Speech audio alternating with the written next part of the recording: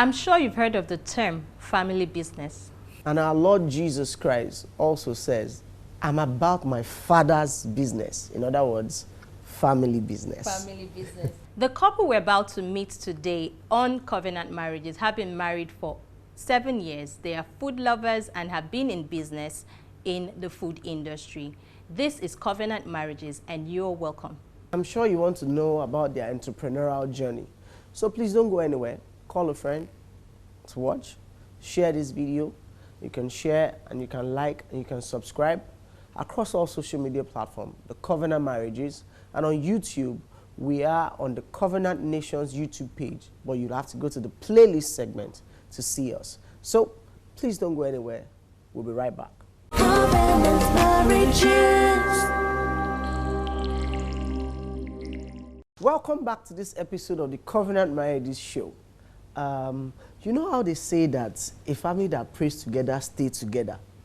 What would you say about a family that does business together? They make money, and loads of it. And that is the case of the couple we're about to introduce to you, the Adesanyas. Welcome, welcome, welcome, welcome, welcome, welcome, welcome. They're already celebrating them, so we are so glad to have you. Thank you. And to know that you're food lovers. I'm a food lover myself, so I'm so excited about this episode.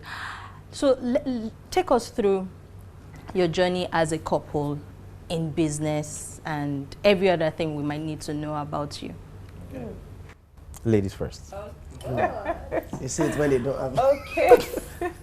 Okay, so my husband and I have been married for, say, 7 years now. But what really, perfect years. Perfect years, amen. Amen. So what really got us going was, how did we even meet Seth? We met in church first off, and then, all right, his brother, that's his elder brother, was my own first friend before I met him. All right, and then I think somehow I went visiting. And then visiting his brother and his wife, and then he comes in somehow, and then She saw an angel. I did see an You angel. know. He saw Prince Charming. You know. He saw Prince Charming. Okay. If he says that anyway. So, I get in there, and then, one of the things that got us talking was Food Network. So we got in there, and I got in there to visit, and then I was just watching Food Network, the competition that was going on, and then he comes in, I think, to see his brother that day, and then we just struck up a conversation from watching Food Network. And Food Network we started seeing each other in church. Food Network started dating. Food Network led us to, and at the time I had started business, right? And because there was just so much interest in what we even used to joke. And then when we started dating, people would call us, there was this competition called Iron Chef on Food Network, and then they would, our friends would joke and say, "Oh, Tommy and Kaka are wooden chef," Iron Chef and all that. And then, we got on with that. And it's been, I think we'll get to the business parts, but this is how we met and how our interest in food has grown over the years, and the Lord has helped us grow a business as well. So you met over food. Yes. So Food is important. So for you guys, this man shall live by bread and other things. Would rather use the Yoruba adage. Okunrin laughing betita. And Can you it is the interpret inner it? strength used to achieve, your outer activities. Let me put it that way. Very For want of words. Yes. Okay, so Kaka, an amazing food lover. You're also a food lover. But I know that your profile says that you are into branding, marketing, and communications. And those are very distinct business areas. How then do you manage each other's business aspirations without it clashing? And how, just take us through that process. Okay, so for me, the things I do, she can only support, the best way she can by providing food, which is key, so I can think well, and providing a very hospitable environment, a friendly environment. I think with that, I think I'm good. But on our own side, which is the family business, that's the food business, there's much more I can do, I mean, I strive to be very useful for her. No, you don't strive. You are beyond useful because everything that has to do with the branding of the business revolves around him. Wow. You know, he's the one who supplies the designs. He's the one who does all there has to be videography. He's the one who does everything that has to do with branding and design of the business. So we're not lacking in that, you know, we're not having to pay thousands, because I know when I just started, I knew how much I was paying graphic designers at the time. And so if I have, he's not just striving, he actually is, because the moment I think, and I'm spontaneous like that, so I'm like, babe, this is what we have, this is the goals, these are the goals for the month and all that, and we haven't really hit, you know, maybe sales targets or something we have to do, or a design need and all that, you know, I'm spontaneous, and then I tell him, Alga, something has to be done, because at the end, I still have to report back to him and say, okay, this is what we did at the end of the, you know, month, and what impeded the progress of this from not happening. And I try not to hold him and say it was you because you didn't design this and that. So his branding expertise, his marketing expertise is his food tasting, or his awareness of food and his ability to taste has helped so much in the business. So, you know, his role is just beyond the, you know, the fact that he's a branding, you know, expert has really benefited the business in more ways than one. So if he's saying that he's trying, he's not trying, sir. It's how you are doing well. Thank you very much. I remember that song. Everything revolves. Yes, say to him. Jesus. Yes, That's yes. So let's because I know food tasting is an important part Critical. of food making, and you know, as a business, as a food business, it's key for you to ensure that, you know, a number of quality control is put in place. So let's walk through what a day like is in your home.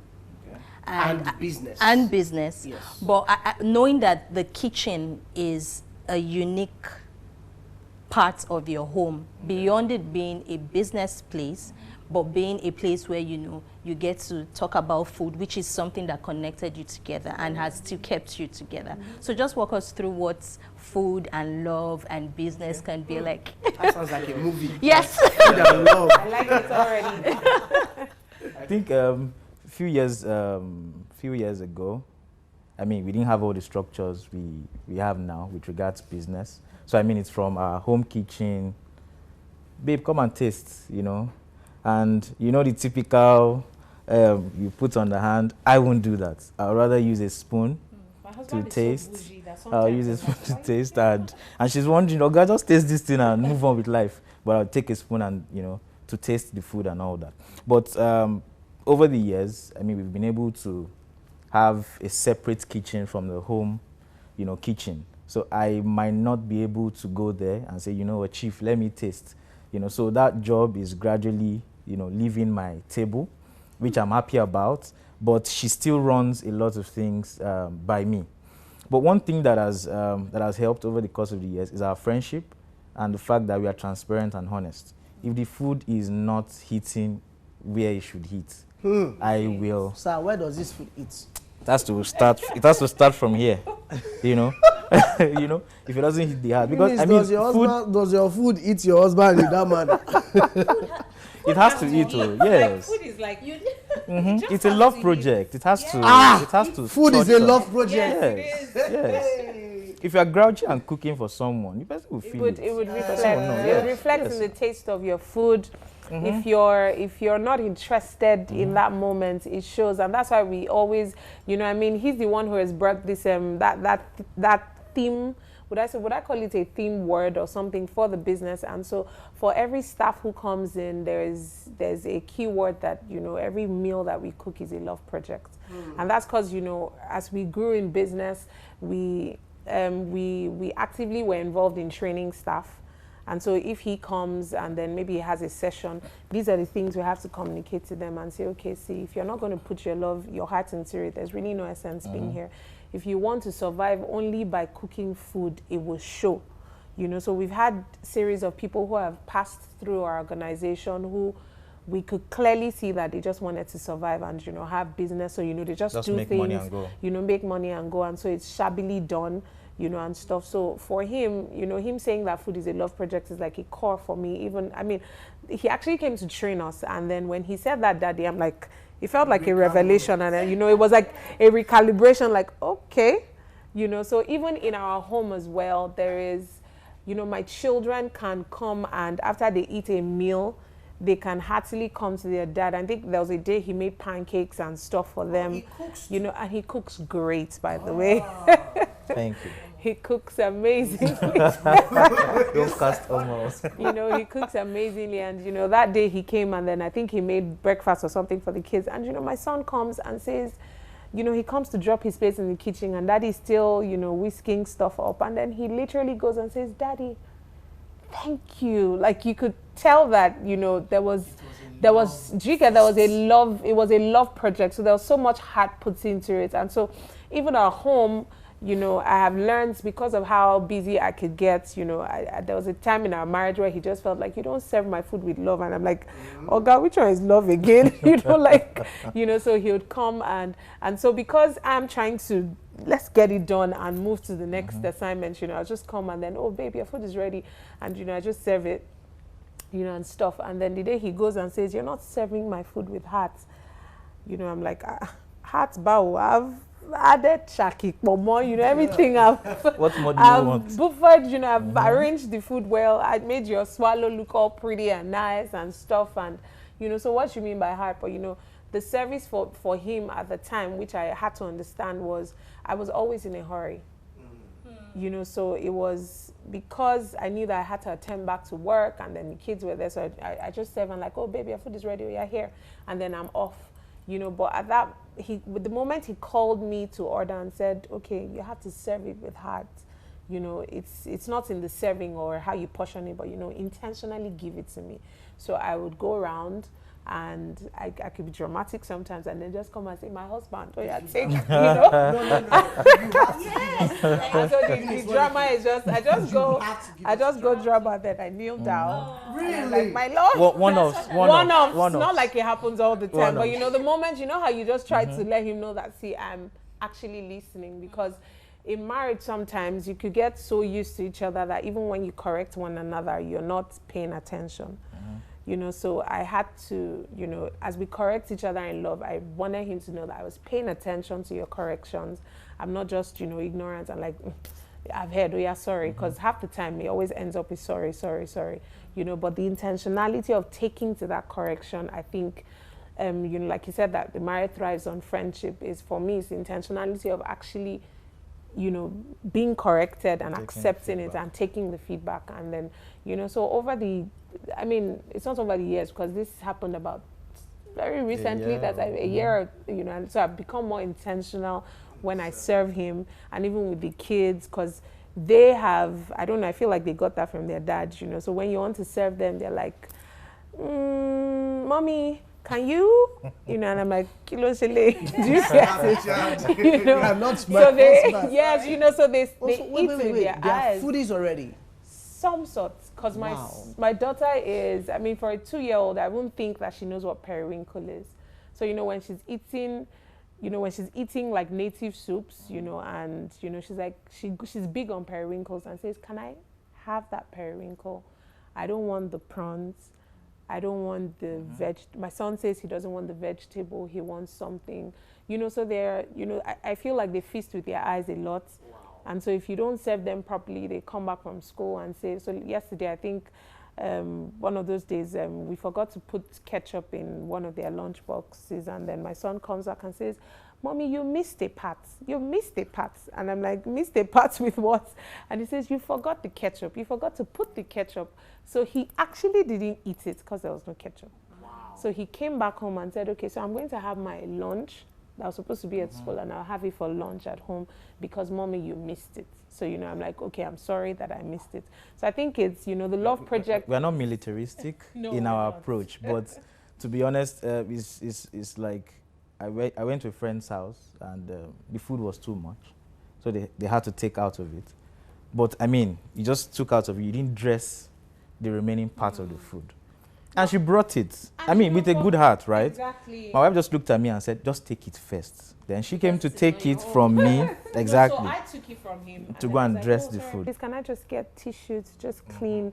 You know, I'm sure I communicated something to her, but you Yes. know, in that moment, I feel like the food, running it together has really taught us a lot, even in, you know, thoughtfulness, in how we even raise our children, in how we communicate with one another, in how we, so a lot of times when we're talking, you know, even when we're dressing up or we're going out, there's no heart to what you just did now. You know, there's no heart in how you're looking. So even if I had to show up at work, you could tell that there is heart in what I'm doing. You could tell that, you know, or there is no heart in it. So I think, you know, running the food business together has somewhat taught us different qualities, some of which include making everything a love project, thoughtfulness, kindness, yes, and then kindness, and, you know, thinking about the fact that, okay, I made a mess, I can clean it up by myself. So, you know, even the kids are learning that, okay, when you're done eating your food, you should take it back.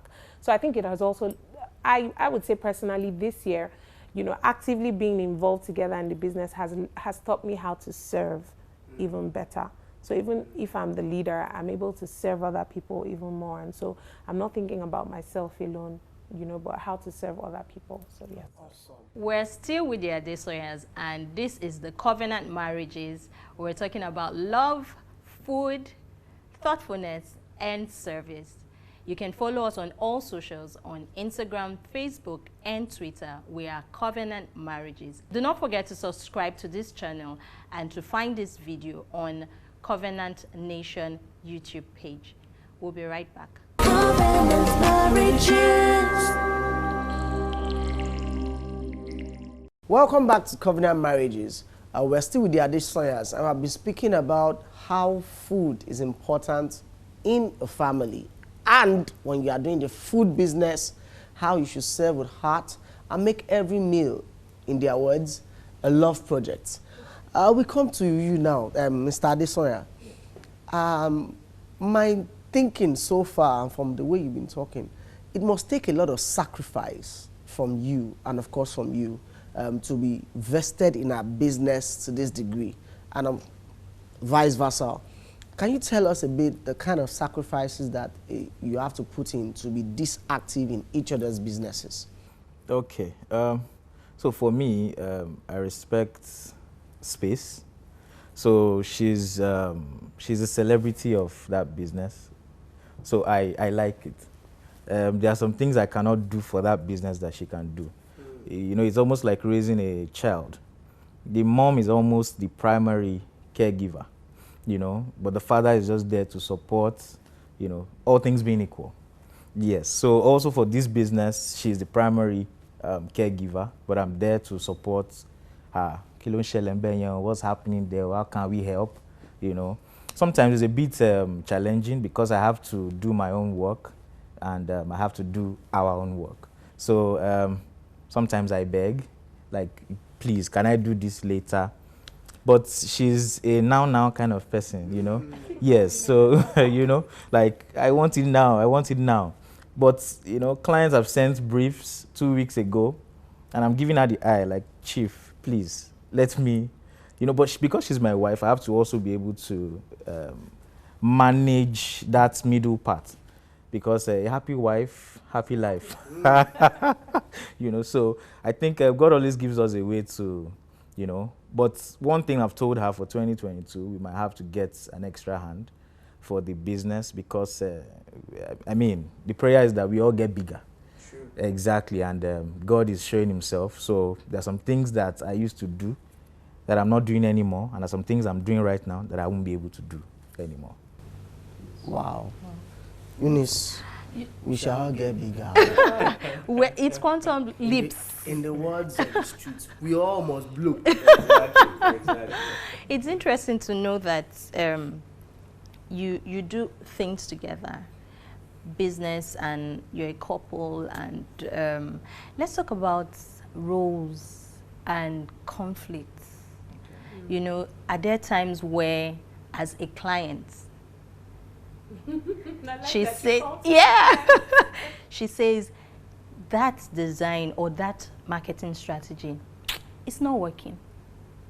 You know, are there times, how do you manage conflicts being in business and also being married?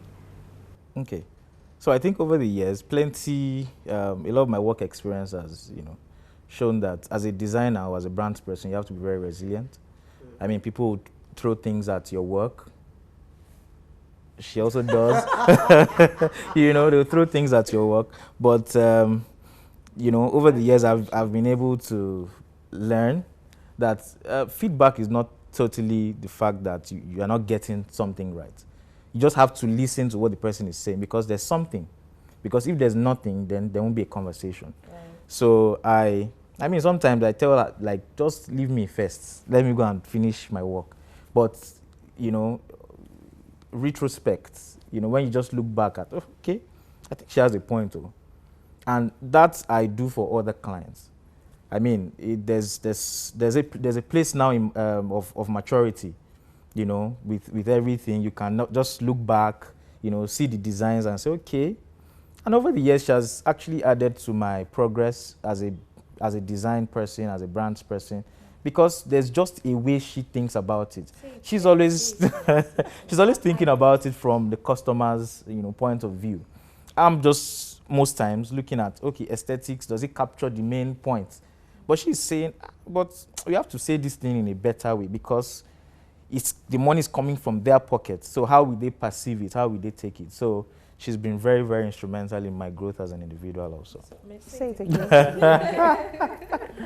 No, I think I think he said quite a number of things, but in terms of conflict, even in marriage, what has helped us so far is we try to talk through everything, right? So where I would say that I give us credit a lot. I think God has helped us so far. Resolving conflict is like it comes naturally to us. Oh, babe, you did that. It didn't work now.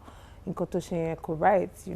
And then I also say something, and stuff, and then we find a way to just, balance it in the middle. And we playfully always end, our conflicts or always resolve our conflicts. I don't think there has, to the glory of God, there's really never been any conflict that has blown out of proportion.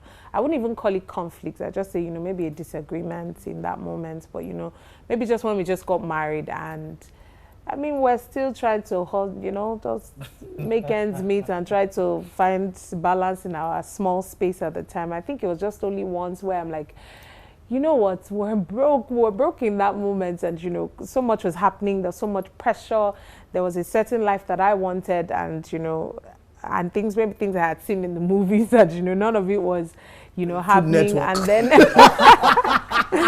and I hadn't been, my faith hadn't grown to this point. I probably wasn't also as spiritually mature, and I just really got upset that night. And then there was no light, we couldn't afford the generator. We were still trying to, everyone was dark, it was hot, and I think it started as a joke, and then before I knew it, I just went from 0 to 100, and then I'm like, you know what, I even want you to beat me.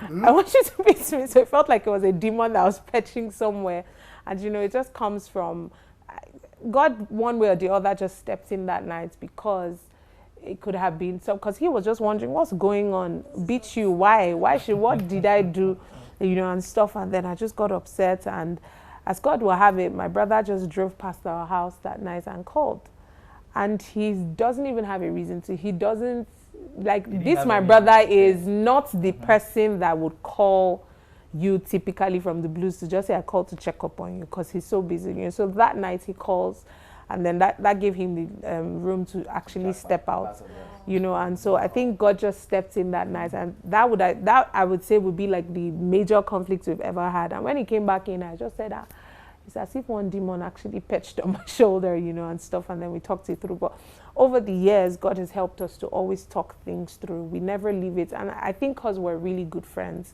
it's so easy to say, guy, you goofed here, and then he comes and says, babe, I thought you could have done better. He's always really, I feel like I could just go straight on him and say, guy, you goofed. But my husband was he's still who calls you my love when he's upset? Like, who calls you that?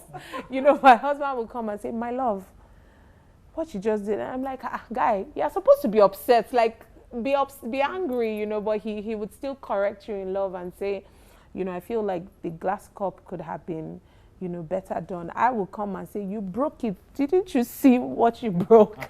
You know, but he would come and still find a way to correct you in love. So over the years, conflict resolution has come, you know, with ease, because I have a man who has lots of love of God inside his heart, you know, shed abroad in his heart.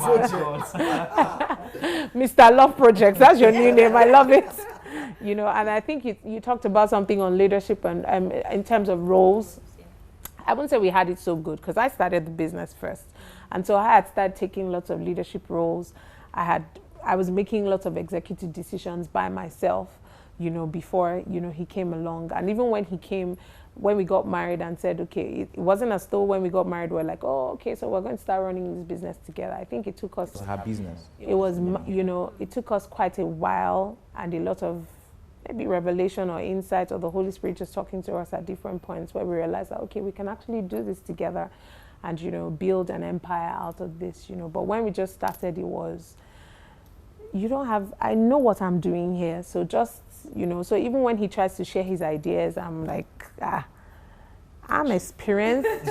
I know, you know, and stuff, you know. But I mean, right now we have grown and I understand his office, not just as my husband or as the chairman, like everybody calls him, but also as, I would say, a prophet and a priest who says things that I haven't even seen yet. And he says, okay, so I need you to begin to position the business in this light because of what the Lord is bringing our way.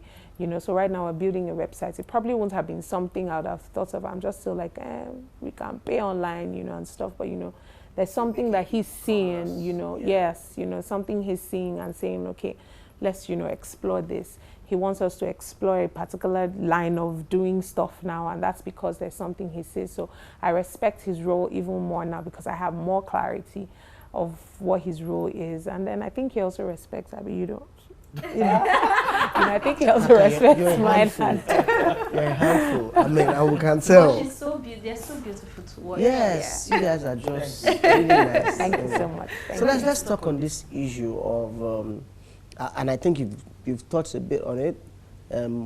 Has there ever been a time when you felt that, see, this your business is taking too much from us? Could you just leave it and go and do something else? Like you say, please, or not the other person, or even yourself. You want to quit on yourself or quit on your own business so that you can maybe get a job, so that, you know, maybe in the days of being broke or something. Has there ever been instances like that in your entrepreneurial journey? I mean, there's been a lot of days, you know, roller coasters, you know, Yes. back and forth. I think people in business, they understand this. And we are still young in business, in life. I consider myself a very young person. But last year was a very, economy. you know, was a very, I won't say challenging, but it was just a time I had to make some certain decisions. You know, I had to leave my job to start my own business. So business versus business. But you know what our parents will tell us now? One person should be doing business, one person should be doing 9 to 5. Security. For security reasons. You know, we spoke about it. Hey, is it time? Is it time? And I'm like this. Once I start telling my wife, babe, I think it's time. I think it's time. He just wakes up the You next know, morning and I might be saying I think it's time for the next 3 months. days, 5 days. One day I'll just wake up. I'm doing it. So I got to that moment last year. I started business. Business has been amazing. I'm happy. Best decision in my life so far.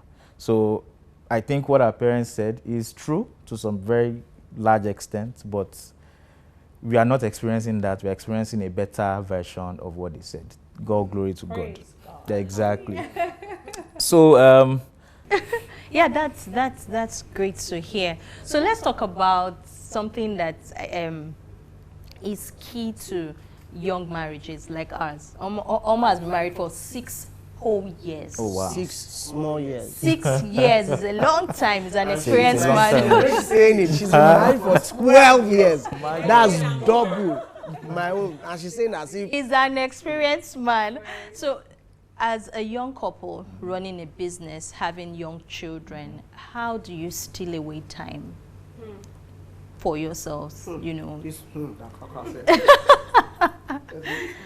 Yeah, how do you steal away time? And That time stealing is necessary. Like, it's something you have to do every now and again. So because we actively still run a business, we're actively running the business together.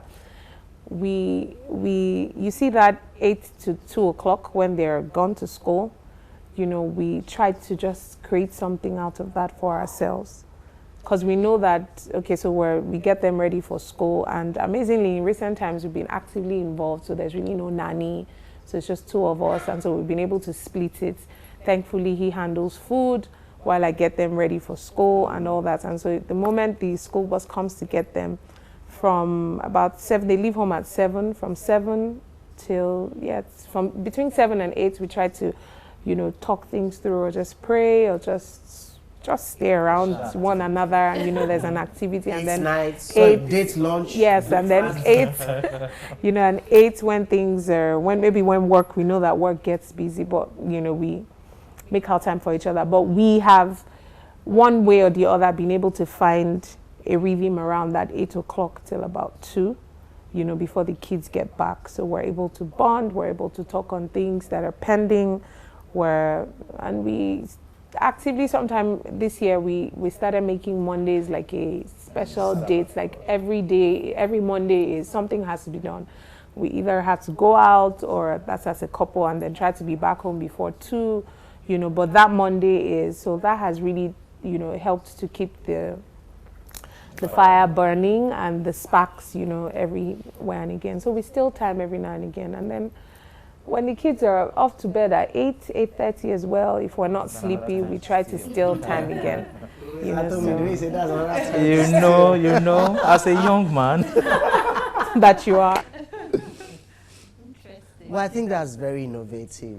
You know, the fact that the time that the children are not around on their way in school, that's when you really nurture the embers of your love. That's very, very... Because we actually don't even, sorry about that, we actually don't even enjoy we don't necessarily enjoy the, is it the liberty of having grandmas around? They all live far away. So it's not like you can just pack them and say, Grandma. Which brings me to my next question. And this question is, you have young children, you're a young family, the business has its demands.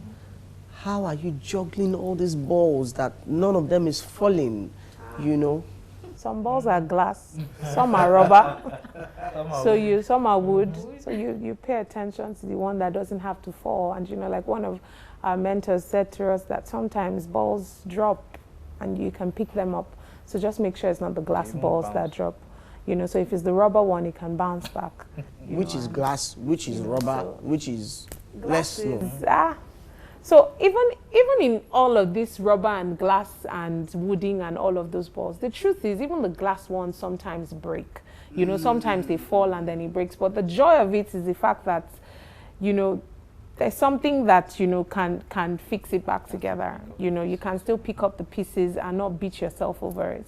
So there are days where really, you know, we're not even able to balance, so to speak, but I think there's just a grace that is available that just, you know, grace just covers up for quite a number of wrongs. And I would say even as young as the children are, they have grown to become more considerate, and they can see that both their parents are, you know, so sometimes my son will come and say, Mommy, are you going out today?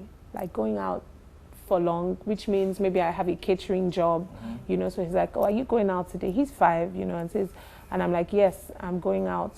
You know, and then he goes, okay, so who's going to be at home? Daddy? Or no? Or maybe when we had a nanny and say, okay, or the nanny, and I say, oh, Daddy's going to be at home. And he's like, okay, that's fine.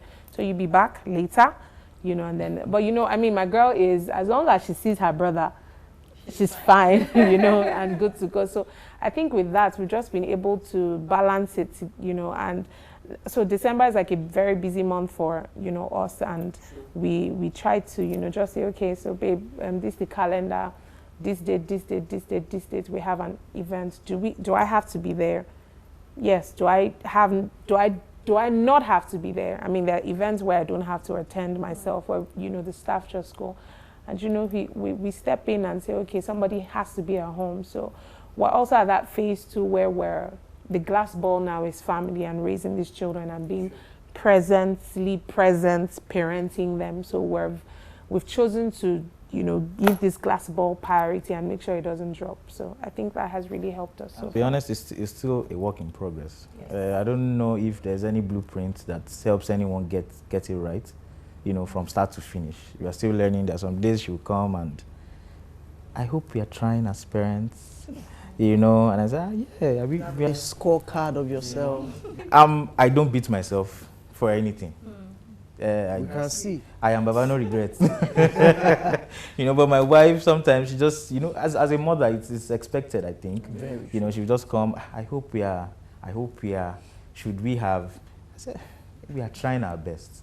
You know, and there's something I realized too, that as they are growing, I'm also growing now. Yes, so I cannot. You also have to give yourselves room. Exactly. So we all have to give ourselves room to grow. So we actively say, okay, babe, I know, you know, the children are growing, we also have to grow, because they're just, sometimes they're growing, and the choice of words they even use, or their thought pattern when they get back, you're just wondering, you know, I think it was yesterday that my son just comes and says, Mommy, I noticed you're sending me on quite a number of chores. And I'm like, this 5-year-old human being, from where to where, you know? Like, he goes, why are you making me do so many chores? I said, because you're the only one available to help me. He says, oh, so dad is not around, right? Okay, so I'm now a man, because that's what we've been hearing since he turned 5. Like, wow. I can't wait to be a man. I want to be a man like my dad and grow beard and have, you know. So he says, okay, so I'm now a man, you know, and stuff. So, you know, you realize that they are growing, and you also have to grow. Your mind has to expand, because they need someone to also bounce ideas from, where like their sounding boards and all of those things. So I think it's just been balancing those roles have been quite beautiful. And I'm sure this will surprise you that even as we run food business, you know, there are days where we're like, you know what, let's just order out, or let's eat out, or let's just order. You know, we had a moment of that, you know, last weekend, and I'm like, you know, I'm not interested in the, you know, because if we have to buy from the business, you know, he either has to transfer and stuff. So I said, you know what, that money that you want to transfer to us, let's buy from someone else. Let's, you know, let's share the love. You know, so there are moments like that where we just, you know, buy from other people or order from other people or eat out, and just to, you know, balance the fact that, you know, that we run a food business doesn't mean we should also not explore other parts, you know, of the world, and, you know, yeah. So on a final note, I hear growth, and growth is a beautiful thing. And so where do you see yourself as a business? The interview question.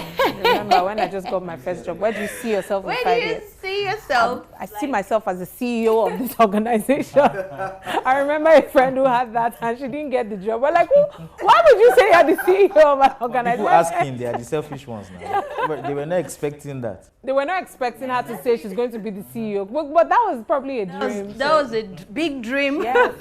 Big dream gone I wrong. think for us, particularly, first off, I'm blessed to be a part of church too, and so much is happening in church that makes you, you know, with the fast and the fact that you can see things that God is, you know, God wants us to see, and, you know, be an expression of Him on the earth. So in few years from now, in terms of growth, our growth, the growth vision, or so to speak, is that, you know, I see us running more family businesses, more like starting more family businesses, and yes. On top of this one that you're already doing. Yes. That you are juggling. We will juggle more. Amen. The Bible says that we should break forth on the what? On the left and on the right. And we should multiply. And so we can't just, you know, fit ourselves into a box and say, oh, because we found love in food. We should find love in other things. And so we've been discovering love in oil. Yes. You know, all in our oh, brother. You know. You know, so yes, we're looking to, you know, have a bigger space where we can actually serve. I mean, it feels like we're entering into that, we're entering deeper into, you know, that serving humanity and, you know, being available to people. And then the love project, you know, so more like we can't keep the love only to the staff. And, you know, we want to share the love to the rest of the world. So we see that happening. And then, like I said, starting more businesses and maybe learning how to brand as well. You know, and that. So I think that's you know, that's a very clear vision. It's as clear as this light. Yeah. So yes. So that's it. Okay. Interestingly, I've been thinking about it. your faith walk and your business, how do they connect? Is they, you know how some people are like church, work, they don't mix, oil and water. But what's your story on your faith walk and your business, the connection? As priests and prophets and I think I'll start from our spirituality. She's, you know, I could be a bit laid back, right? But I get everything I need to do done in good time. So she is like, let's pray, let's tear everywhere, you know? Yes, so our spiritual personalities, it also varies. So also, she likes to see things move immediately. You know, so when it doesn't move immediately, like she could be a bit down. So I believe I'm just there to pull her up at that time. Sometimes when I'm down, she's there to encourage, share some dose of scriptures, you know, bros, take this, don't be downcast, you know, be of good cheer. And I think that has really helped. Our faith work with business, you know, especially in times like that we have very expensive things in the market, and you also still have to keep your price as competitive as possible, you know. So I just have to tell her sometimes, we just have to do what we have to do, you know. She's always very human-centric. How do they feel about this money? What do they think? Me, I'm numbers. Me, I'm numbers. Like, if you're spending X amount to get the food, you should be able to get X plus Y to balance the account. It's just being realistic. Because, I mean, you put something into it. It's a business, not a charity. If I am dashing someone 100 packs of food, I know I am dashing. Do you understand? If I'm supposed to make money back, I know I'm supposed to make money back. So sometimes we have that difference in opinion, but we always come to, you know, to a middle ground at some point. I am more of the numbers. She's more of, what do you think? Do you think they'll be able to afford it? I said, you have to pray that your clients will be bigger now. As you are praying for your own pocket, pray for their pocket. So that's how, you know, over the years we've been able to balance it. But it's a good mix. Sometimes we tilt towards my side more. Sometimes we balance it with our own. But I think adding particularly to what she said in terms of our faith work and the business is the fact that we know that God is like our overall CEO, right? And so we also understand that we're not just running a business. You know, I particularly let him know that, you know, this food business is like a ministry.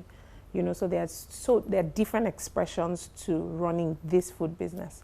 All right, so he finds expressions in, it just finds expressions in different ways. But, you know, understanding that God first is the CEO and he's the one who gives us lots of divine strategies. And so we're very, you know, for anybody who cares to join the organization, one of the key things we tell them is we're a faith-based organization. And so it's Jesus or nothing. So we're driven by his principles. The word of God is what drives lots of decisions that we make. The word of God is what drives lots of, I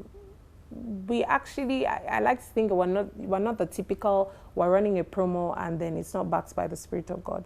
So we actually recently launched a particular type of bowl size and all that. And I dare say that it came as an inspiration from the place of prayer. You know, and I would say that in this whole 2021, that has been like one of our best-selling products. So even if we're not, you know, hitting a particular sales target, it's quick to just say, okay, we're putting that out. And that came from a place of prayer because it was, God, what next? We have explored everything. What exactly are you saying? And then he particularly says, okay, I'm doing something new. Gave me certain scriptures I shared with him, and then we prayed about it. And then, you know, I mean, things around your environment just comes and then you hear the Spirit of God say, okay, so do this, use this to launch this. And, you know, we have used that. And that I would say that, you know, has been one of our best-selling products. So in terms of our faith, if it's not, we're backed by the Spirit of God. So I say that the Spirit of God is the one who leads us to do certain things. So even when I come with numbers and come and say, and babe, please let's increase the price or let's not increase the price yet, you know, I tell him that, okay, I feel like the Holy Spirit is saying, hold on this. you know. And the moment we, you know, there was a time where we're not even increasing prices when everybody was increasing. I said, I feel like the Holy Spirit doesn't want us to do this now. And so, you know, my staff will come and say, gas has increased, this has increased. We went to the market, they didn't see this. I come back and I say, they didn't see this and all that. And then maybe I just take a few moments and step back again. And then 2 weeks after, the Holy Spirit says, okay, you can share this price with people. And then I share it, and, you know, I still have my doubts, like, am I sure it was God that I heard? And, you know, that moment you realize that when he says it, he backs up whatever he says. And the moment we did that, we had, you know, like the greatest sales ever.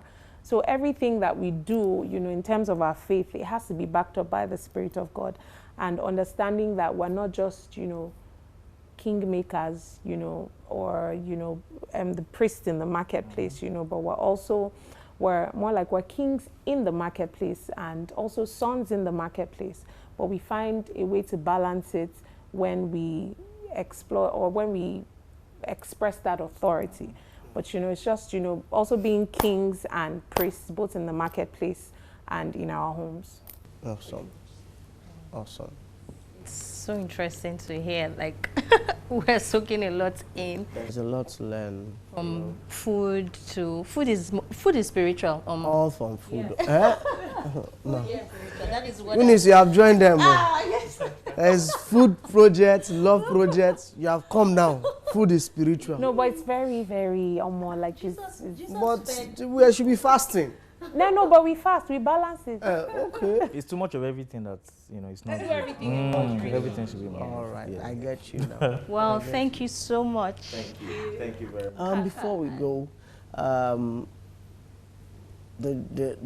this achievement, I like to call it an achievement, young couple, children, business together, and not many people, as you said earlier, not many people would take this risk or venture on this faith walk where both of us are doing business. Somebody must be working, somebody must be earning. You know, so there are young people there, and for instance, I'm guessing there's a young man there, you know, you have a babe, she's entrepreneurial, you are entrepreneurial, and they are still in that place where they've not concluded if this is the right, and it is because of this challenge. I like you to speak to such people, encourage younger couples who, I mean, may be having doubts as to doing business and being married. Okay. What I would say is, to be honest, what our parents said, they were not lying. They said it out of love. You know, also, I could easily do business because I knew, you know, the business she was running was doing well. Do you understand? I mean, there were days where, you know, she would support, right? There were days where my account is saying 0.00, let me put a figure, 0.003. Do you understand? You know, and there will be nothing, right? But thank God we've built this. This is over 10 years, right? Wow. Yes, that she's been building the business, yes. So I joined 7 years ago.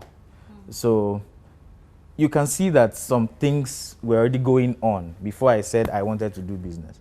So if, you know, there was no level of success, I wouldn't be confident, you know, in maybe exactly.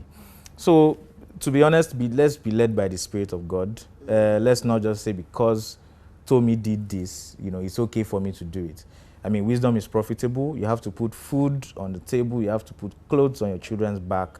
So you have to do the things you have to do as a man, you know. So I wouldn't just say, if you want to do a business, follow your dream, do that.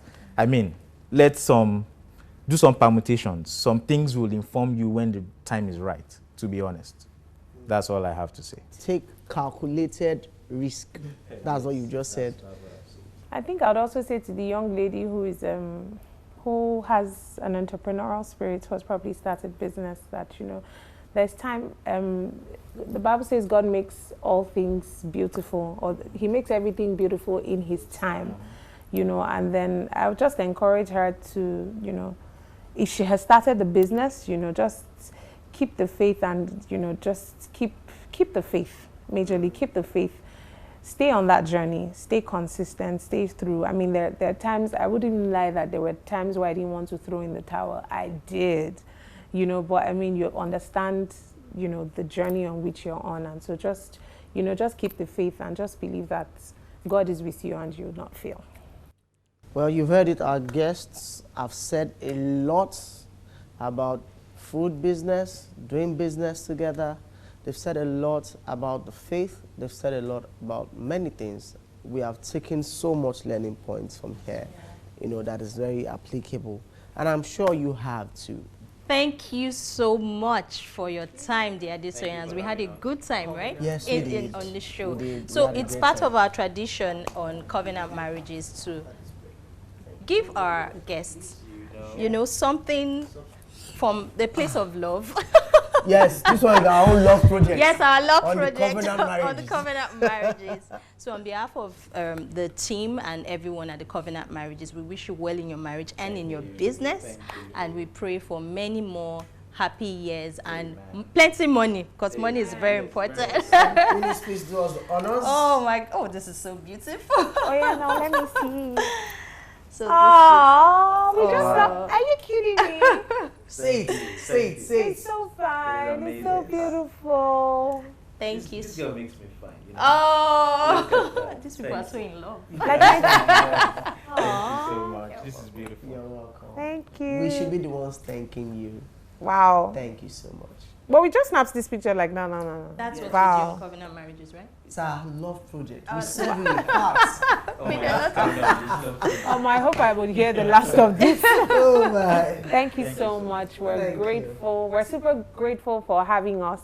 I mean, this for me it's just, it's divine. It's not just another show for me. It's very, let's talk about it later. But thank you so much for having us. Thank you for honoring us with an invite and for, finding our marriage worthy of, being put on a show. I mean, that in itself is beautiful. So thank you so You're much. welcome. Thank And we you. thank you too for your time. Thank you. Covenant marriages.